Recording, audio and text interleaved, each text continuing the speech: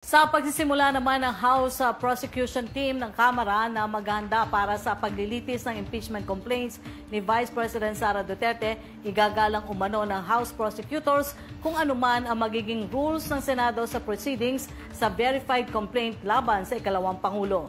Sa isang pulong balitaan, sinabi ni House Deputy Majority Leader Lawrence Defensor at One Rider Party List Representative Rog Gutierrez na hindi nila ipe-pressure ang Senado na madaliin ang pagtatakda ng impeachment trial.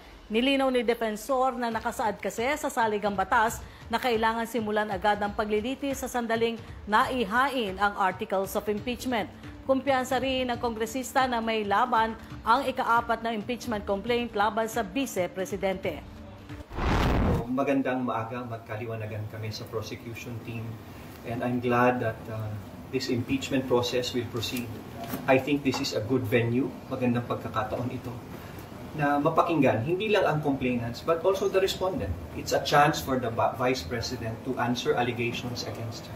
Because some of the allegations are very serious, grave, mabibigat po at hindi biro ito na biolasyon ng ating konstitusyon.